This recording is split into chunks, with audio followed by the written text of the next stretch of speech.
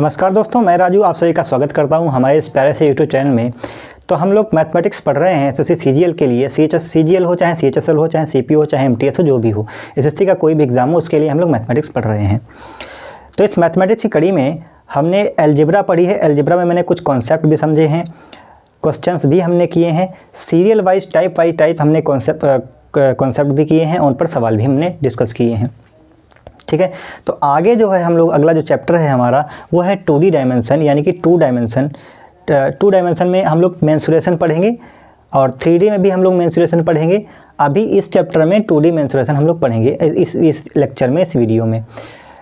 तो 2D mensuration में किस तरह के सवाल आते हैं पहले ये समझ लीजिए। 2D मेंसुरेशन में पूछा जाता है, आपसे एरिया पूछा जाएगा या तो आपसे पेरीमीटर पूछा जाएगा, या तो एरिया पूछा जाएगा या तो पेरीमीटर पूछा जाएगा, दो में से कोई एक चीज़ पूछी जाएगी। ठीक, अब पेरीमीटर और एरिया में भी विशेष टाइप के शेप्स होते हैं, जैसे ट्रायंगल हो गया, सर्कल हो गया, पैरेललोग्राम हो गया, क्वाड्रिलेटरल हो गया, सारे क्वाड्रिलेटरल जितने भी क्वाड्रिलेटरल होते हैं, पेंटागन वगैरह भी कभी कभी पूछ लिया जाता है। ये सारे कॉन्सेप्ट ये सारे जो है क्वेश्चंस पूछे जाते हैं। तो इन पर पहले हम कॉन्सेप्ट समझेंगे, 3-4 लेक्चर्स लगेंगे, उनमें सारे हम कॉन्सेप्ट समझेंगे, एक एक करके कॉन्सेप्ट समझेंगे, पूरा डिटेल में समझेंगे। और उसके बाद आने वाले वीडियोज़ में हम लोग जो है क्वेश्चंस को डील करेंगे।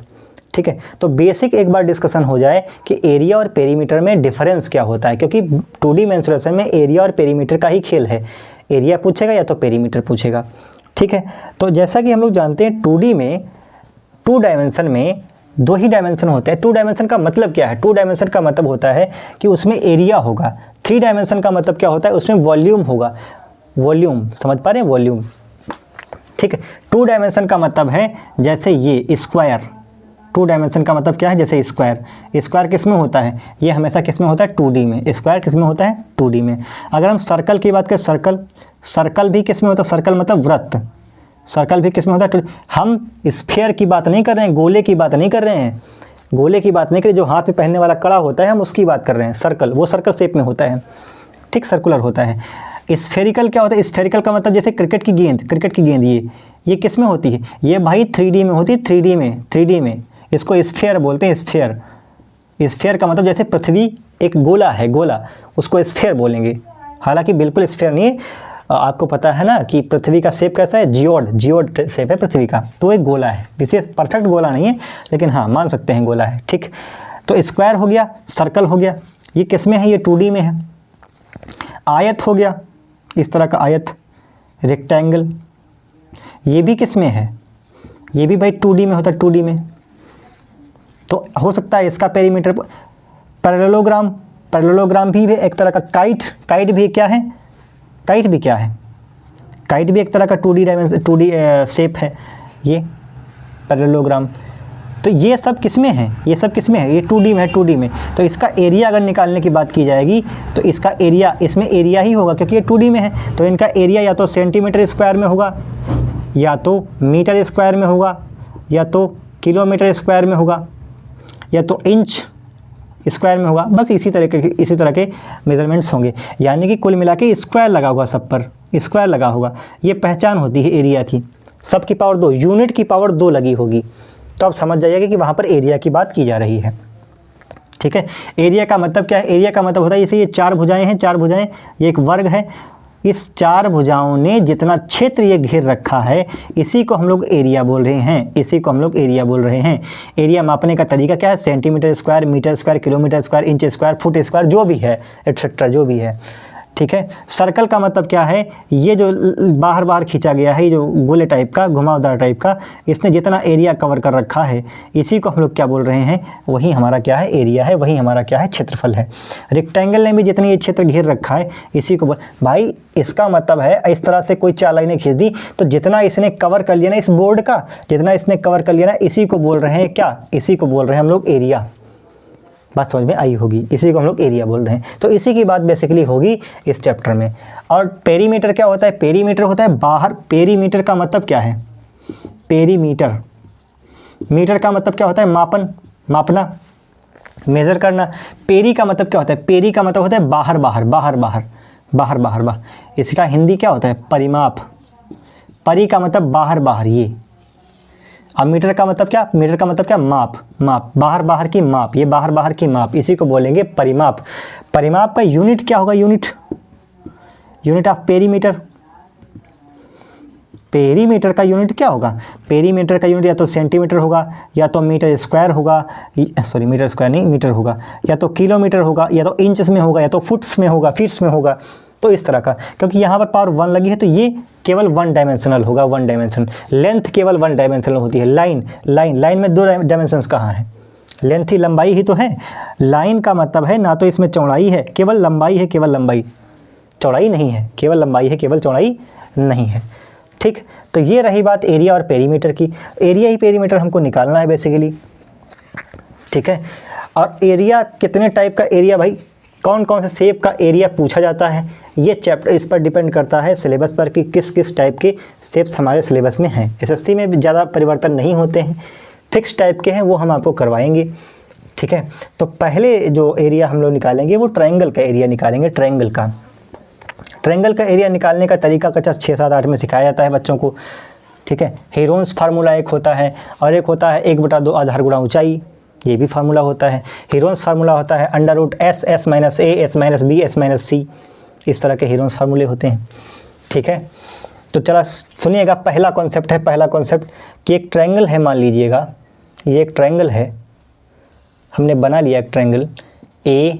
कि भाई ट्रायंगल में ये जो पॉइंट है ना, ये वाले पॉइंट, 3 पॉइंट हमने मान लिए, 3 पॉइंट, इन 3 पॉइंट को हमने ज्वाइंट कर दिया, इन तीनों पॉइंट्स को हमने ज्वाइंट कर दिया। ए वो वर्टेक्स है, बी वर्टेक्स ये है, सी वर्टेक्स ये है, थोड़ी देर के लिए। ठीक है भाई, 3 वर्टेक्स थे, तीनों वर्टेक्स को हमने ज्वाइंट कर दिया। ठीक, तो ये जो आकृति बन गई इसको क्या बोलेंगे, त्रिभुज, त्रिभुज, ट्रायंगल, ट्रायंगल। ठीक है, इसमें ट्रायंगल में 3 एंगल होंगे, एक एंगल ये रहा, एक एंगल ये रहा, एक एंगल ये रहा। इस वर्टेक्स को हमने नाम दिया ए, इस वर्टेक्स को हमने नाम दिया बी, इस वर्टेक्स को हमने नाम दिया सी।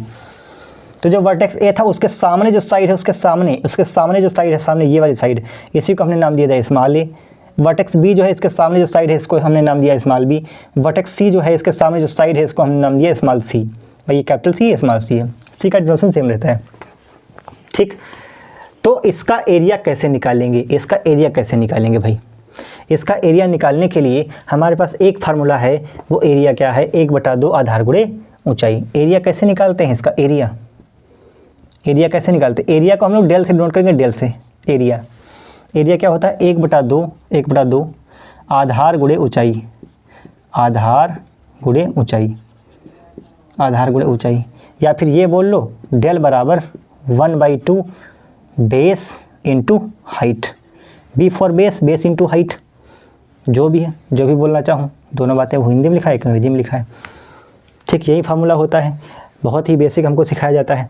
तो हाइट का मतलब क्या है, हाइट का मतलब ये है, हाइट का मतलब होता है कि अगर हम इसको बेस मान रहे हैं तो इस बेस पर ये कितनी हाइट है इस ट्रायंगल की, इस बेस पर हाइट अगर हम मान लें, हाइट का मतलब होता है इस साइड पर परपेंडिकुलर डालें, परपेंडिकुलर डिस्टेंस, यहाँ से ये मान लेते हैं ये h1 हाइट है, h1 यहाँ से यहाँ तक, ये जो हाइट है ये, इसको हाइट बोल रहे हैं भाई, यहाँ से ये इसको हाइट बोल रहे हैं, यहाँ से यहाँ तक ये हाइट है, ये h1। और हमने मान लिया कि ये जो है ना, ये वाला b पर अगर हम हाइट निकालना चाहें, b पर अगर हम हाइट निकालना चाहें तो b की जो हाइट है यहाँ से लेकर के ये h2 है, h2 कितनी है, h2, ये h2 भाई, ये वाली हाइट, ये वाली हाइट, इस पर हाइट, इस पर। और रही बात सी की, तो इस पर हाइट कैसे निकालेंगे, इस पर हाइट निकालने का तरीका ये है कि ऐसे निकाल लेते h3, इस वाले सामने वाले वर्टेक्स से यहाँ से h3, ये h3 है। यानी कि समझ में आया कि जो वर्टेक्स ए है, ए है जो ए वर्टेक्स है, सॉरी ए जो साइड ए है उसके उस पर हाइट कितनी है h1, वर्टेक्स जो बी है, वर्टेक्स बी उसके सामने जो साइड की स्मॉल बी है उस पर हाइट कितनी है h2, और जो लाइन ये वाली सी है ना, इस पर हाइट कितनी है h3। समझ में आया ना भाई। अब ट्रायंगल का एरिया निकालेंगे, ट्रायंगल का एरिया निकालते हैं ज़रा। तो ट्रायंगल का एरिया कैसे निकालेंगे, ट्रायंगल का एरिया, तो एरिया हुआ एरिया ऑफ ट्रायंगल,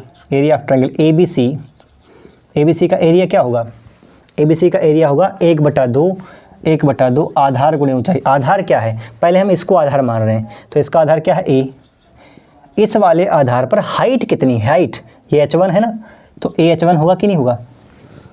फिर से एक बार हम बेस इसको मान लेंगे, इसको बी वाले को, इसको बेस मानेंगे। तो इसका बेस मान के ट्रायंगल ABC का एरिया क्या होगा, ABC का एरिया क्या होगा भाई, ABC का एरिया क्या होगा, इसको अगर हम बेस माने तो इसका 1/2 बेस कितना है B। इस पर हाइट कितनी, हाइट भाई इस पर हाइट तो h2 है ना, h2। अगली बार ट्रायंगल ABC का एरिया क्या होगा, ABC का एरिया 1/2, बेस कितना है, बेस तीसरी वाली साइड C वाली, बेस कितना है C। इस पर हाइट कितनी है, इस पर हाइट मतलब यहाँ से परपेंडिकुलर, यहाँ से हाइट कितनी है h3। अब ये तीनों जो एरिया हमने निकाले हैं वो एक ही ट्रायंगल के हैं, एक ही ट्रायंगल के हैं, तो एक ही ट्रायंगल का एरिया तो फिक्स होगा ना भाई। इसका मतलब क्या है 1/2 AH1, 1/2 BH2, 1/2 CH3, ये क्या होंगे, बराबर होंगे, क्योंकि एक ही ट्रायंगल का एरिया सेम होता है। चाहे तुम इसको बेस मान लो, चाहे आप इसको बेस मान ले, चाहे आप इसको बेस मान लें, किसी भी साइड को बेस मान के आप एरिया निकालेंगे तो एरिया तो फिक्स ही रहेगा। तो यानी कि इन तीनों का जो मान है वो फिक्स रहने वाला है। बात समझ में आई होगी, ठीक। अगर फिक्स रहने वाला है तो इसका मतलब डेल बराबर, यानी कि डेल का मतलब area, area of ABC, area of ABC कितना होगा 1/2 AH1 बराबर होगा 1/2 BH2 बराबर होगा 1/2 CH3। तीनों बराबर होंगे, जाहिर सी बात है तीनों बराबर होंगे, ठीक है। तो डेल के बराबर है 1/2 AH1 के, 1/2 BH2 के, 1/2 CH3 के। तो यहाँ से अगर हम ये देखें कि 1/2 AH1 ये बराबर है किसके, डेल के। डेल क्या है, कांस्टेंट है, कांस्टेंट। अगर यहाँ से 1/2 से हम 2 से गुणा कर दें ना, 2 से, अगर हम 2 से गुणा करें ना, 2 से, इधर भी 2 से गुणा कर दें और इधर भी 2 से गुणा कर दें, तो ये कितना हो जाएगा 2 डेल। ये कितना बन जाएगा, 2 से 2 कट जाएगा, तो AH1। तो अगर हम H1 निकालें, A निकालें, A, अगर हम A का मान निकालें, A का मान, तो क्या आएगा 2 डेल अपन H1। ठीक इसी प्रकार अगर हम इसको बराबर कर दें, इसको डेल के बराबर कर दें, तो 1/2 BH2 किसके बराबर होगा, डेल। तो BH2 किसके बराबर हो जाएगा 2 टाइम्स ऑफ डेल। इसलिए H2 किसके बराबर होगा, B किसके बराबर होगा, B का मान निकालना चाह रहे हैं, तो B का मान होगा 2 डेल बाई H2। ठीक इसी प्रकार अगर हम C का मान निकालें, इसको बराबर कर दें, इसको इसके बराबर कर दें, तो 1/2 CH3 अगर हम बराबर कर दें डेल के, तो CH3 किसके बराबर हो जाएगा, अरे भाई उधर जाएगा ना 2, इधर डिवाइड में, उधर जाएगा तो मल्टीप्लाई में, तो 2 टाइम्स ऑफ डेल। यहाँ से बात समझ में आई कि C का मान अगर हम निकालें तो 2 डेल बाई H3 आना चाहिए, 2 डेल बाई H3 आना चाहिए।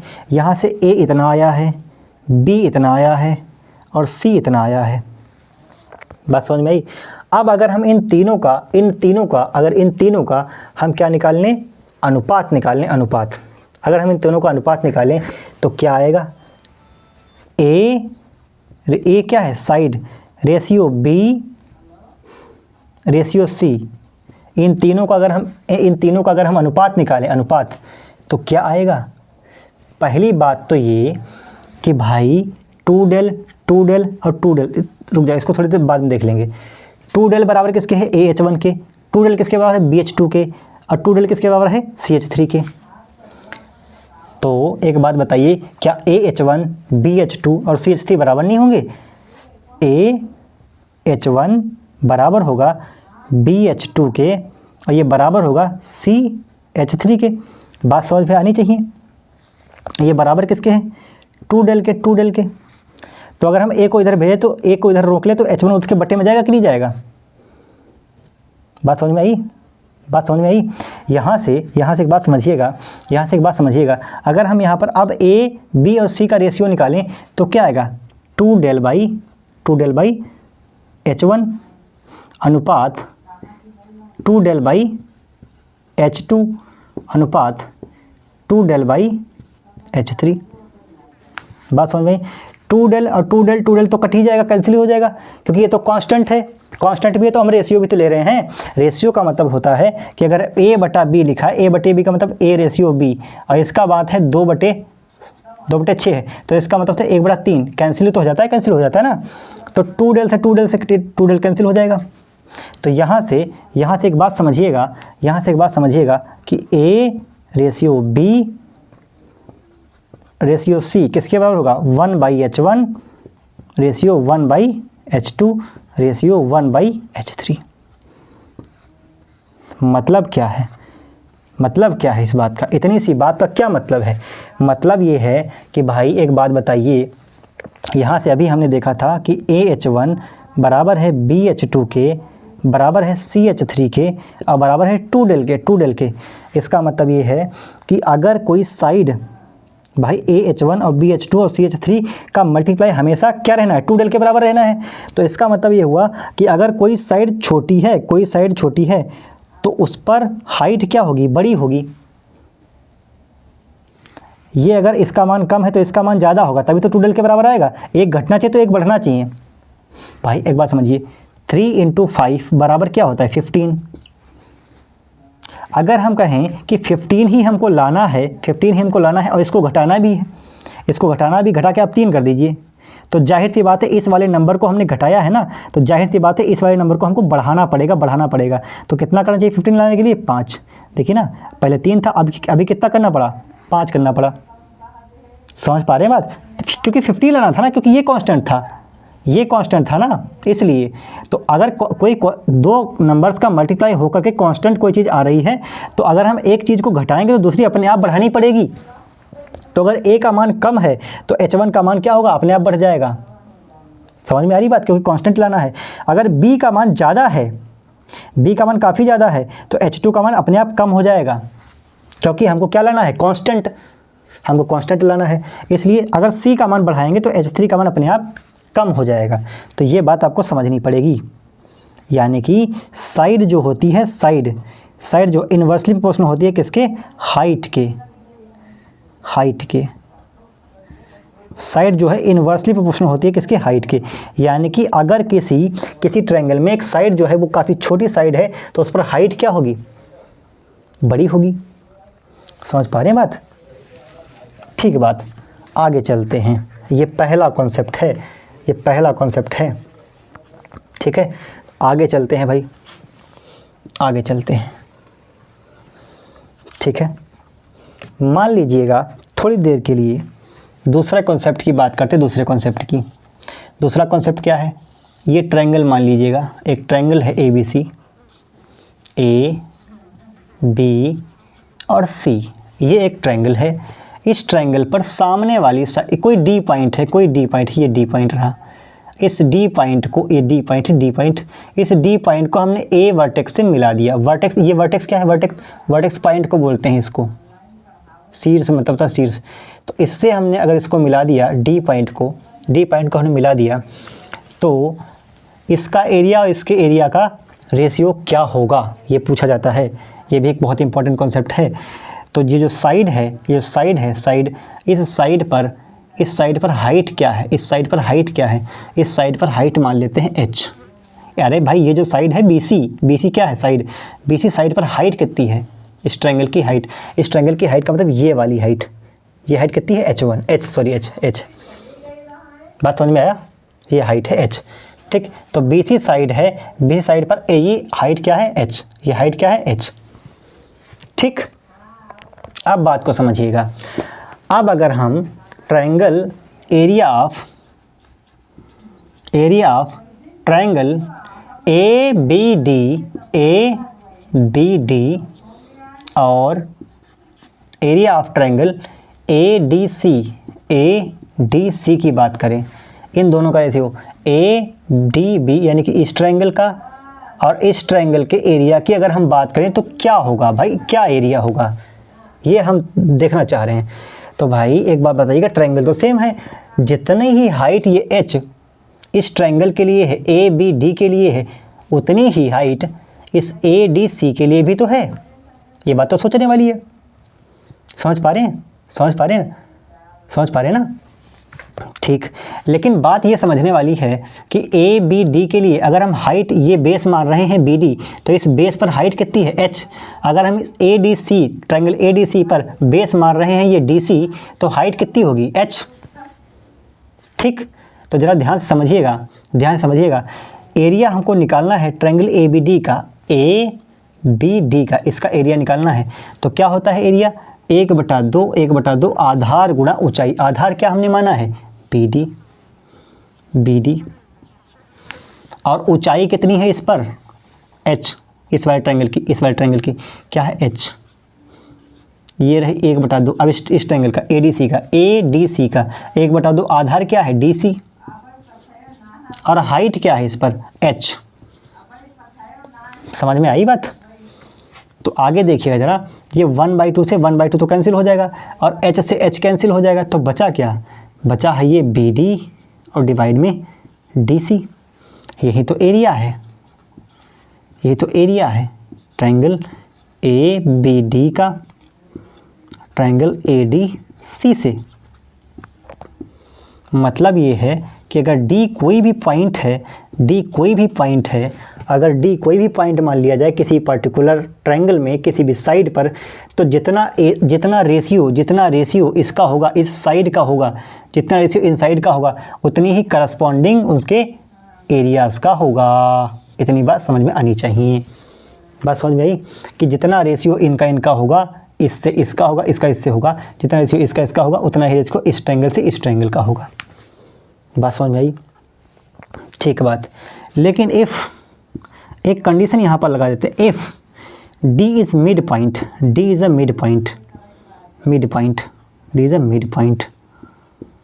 मान लीजिए थोड़ी देर के लिए D क्या है, मिड पॉइंट है। मिड पॉइंट का मतलब ये बीचों बीच में है, बीचों बीच का मतलब क्या है भाई, D अगर मिड पॉइंट हो गया तो जितना ये BD होगा उतना ही तो DC होगा। मिड पॉइंट का मतलब इस जो साइड है BC, इसके बिल्कुल मध्य में, इसके मध्य का मतलब क्या, जितना ये उतना ही ये। बात समझ में आई। तो D अगर मिड पॉइंट हो गया तो BD किसके बराबर होगा, BD किसके बराबर हो गया, DC के। बात समझ में आई होगी, BD किसके बराबर हो गया, DC के। तो वही तो बात है, एरिया किसके, एरिया ऑफ ट्रायंगल ABD और डिवाइड में एरिया ऑफ ट्रायंगल ADC किसके बराबर होगा भाई, 1/2 तक। तो ABD का BD अपन DC। अब भाई BD और DC दोनों क्या है, बराबर हैं। अगर ये 5 यूनिट है तो ये भी तो 5 यूनिट होगा, बराबर है ना भाई। तो 5 से 5 कट जाएगा, बचा कितना, 1 बचा, कितना, 1 ही तो बचा। तो ये दोनों कैंसिल हो जाएंगे, तो एक ही तो बचा। यानी कि एरिया ऑफ ट्रायंगल ABD बराबर होगा एरिया ऑफ ट्रायंगल ADC के। बात समझ में आनी चाहिए। क्या बात समझ में आई। बात क्या समझना है, बात ये समझनी है भाई कि अगर ये वाला D पॉइंट जो है, D पॉइंट ना, अगर ये D पॉइंट मिड पॉइंट हो गया तो जितना एरिया ये होगा उतना ही एरिया ये होगा। तो इसका मतलब होता है किसी भी ट्रायंगल का जिस रेशियो में बेस होता है उसी रेशियो में उसका एरिया होता है, जिस रेशियो में उसका बेस होता है उसी रेशियो में उसका एरिया भी होता है। बात समझ में आई, ठीक है। आगे चलते हैं। आई थिंक ये बोर्ड भर गया है, अब हम लोग नेक्स्ट वीडियो में करेंगे। धन्यवाद।